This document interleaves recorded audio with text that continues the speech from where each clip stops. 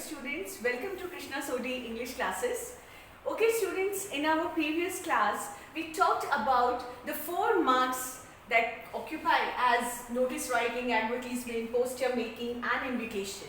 In our previous class we did about the notice writing. Today we are going to write or learn about advertisement. As you all know that student, previously we talked about notice writing. In that we think of each and every grammatical portion that plays a very crucial and important role. But if we talk about advertisement, it is a lack of grammatical things. That means जब आप advertisement, बच्चे आप सब ने newspaper में advertisements के बारे में आपने देखा होगा, संडे को पूरा का पूरा एक ब्लॉक भरा हुआ एडवर्टीजमेंट का आता है. आपने कभी देखा है कि उसमें इज एम आर का यूज हो, वॉज, वर, हैज, हैव, या फिर प्रोमिनेंटली और कोई ग्रामेटिकल चीजें जैसे instead, in spite of, but, whether, still, yet, या इस तरह के आपने वर्ड देखे? शायद नहीं. इसका रीजन क्या है बेटा? क्योंकि एडवर्टीजमेंट एक पेमेंट अलॉटेड कॉलम है, यानी कि आपके हर शब्द के आपको एक पेमेंट करनी पड़ती है.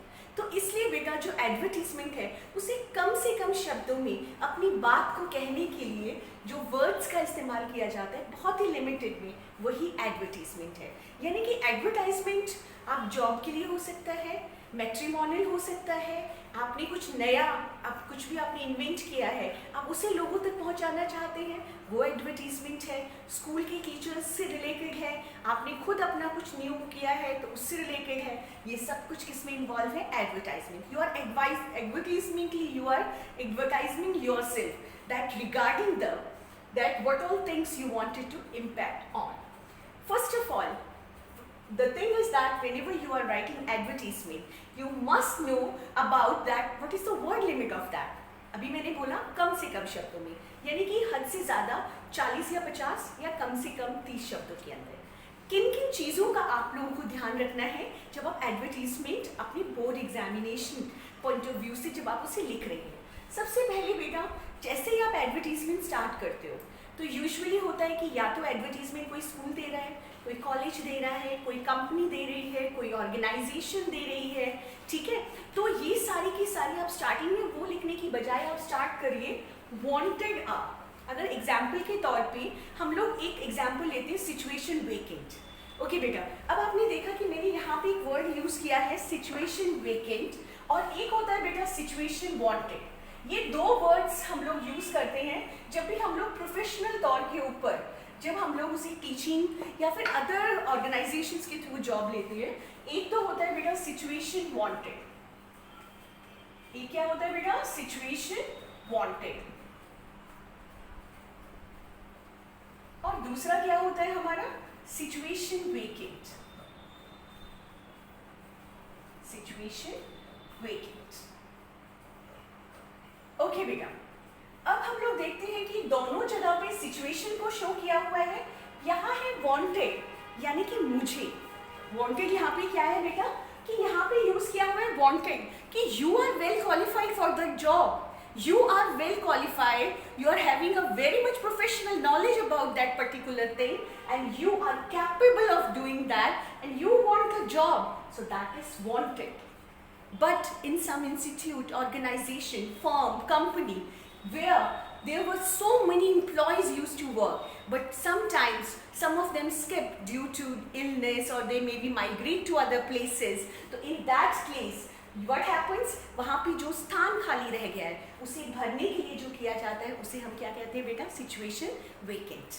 ठीक है बेटा, अब हम लोग बात करते हैं कि आपने लिखा कि एडवर्टाइजमेंट स्टार्ट किया, अब उसे स्टार्ट कर सकते हैं वांटेड अप. एग्जाम्पल के तौर पे हम लेते हैं कि पीजीटी इंग्लिश टीचर की वैकेंसी है किसी भी स्कूल के अंदर, तो उसके अंदर हम कैसे लिख सकते हैं? Wanted up. तो आप या फिर required up. Okay, and name of the post. Firstly, you have to, earlier in your letter writing and all, you would have seen that from the advertisement you come to know that. So in the same case, you must tell about कि आपकी company में एक receptionist की ज़रूरत है, एक PN की ज़रूरत है, एक अकाउंटेंट की ज़रूरत है, एक सीए की ज़रूरत है. आपको किस पोस्ट पे आपकी कंपनी को ज़रूरत है. उसके बाद में वेयर नीडेड, आपको अपनी कंपनी का नाम उसके अंदर ज़रूर देना है, जैसे Mehta company, Reliance company, Tata company, या ऐसी बहुत सारी कंपनीज, मित्तल कंपनीज, ऐसी बहुत सारी कंपनीज के बारे में वेयर नीडेड, ये आपको इसके अंदर, यानी कि आपको याद रखना है कि आपको रिक्वायर्ड कौन सी पोस्ट के लिए चाहिए, कितनी नीडेड, कौन सी कंपनी को उसके अंदर जरूरत है, रिक्वायर्ड आपको किन किन चीज़ों की जरूरत है।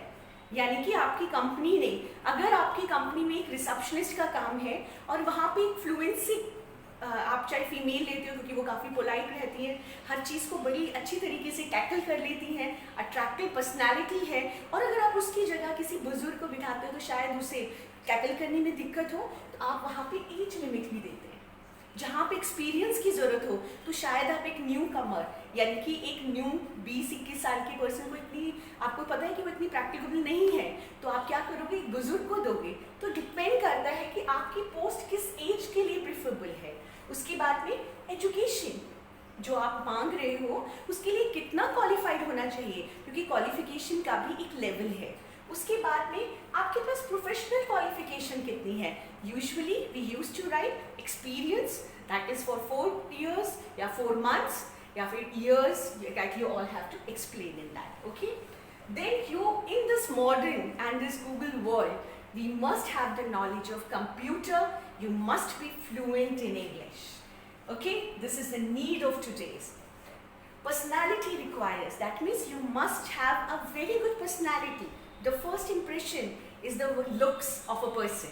So you must have the personality required, what type of personality you require. Then the salary. That means you have to, usually in the advertisement you would have seen that it is written as negotiable.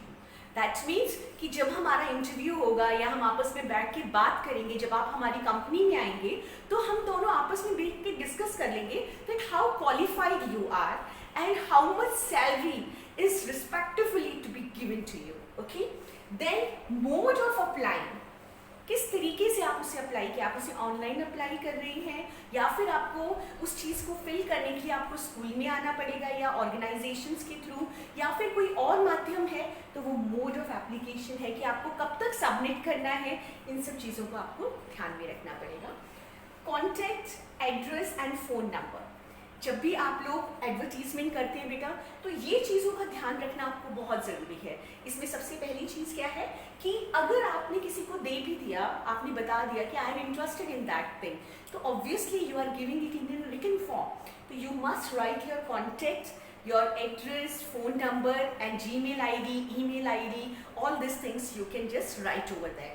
With these all things are very much crucial, that means very much important in advertisement. जब भी आप बेटा आप advertisement करते हैं तो इन सब चीज़ों का आप बहुत अच्छे से ध्यान रखेंगे। और दूसरी बात बेटा, अगर हम बात करते हैं सिचुएशन वांटेड और सिचुएशन वेकेंट, तो आप लोग जैसे हमारा टाइटल जो है, आपको ऊपर एडवर्टीजमेंट अगर नहीं स्पेसिफाइड हो रहा है तो just right advertisement, otherwise right whatever you see, what is the need of that advertisement that you have to mention. Thank you very much, students.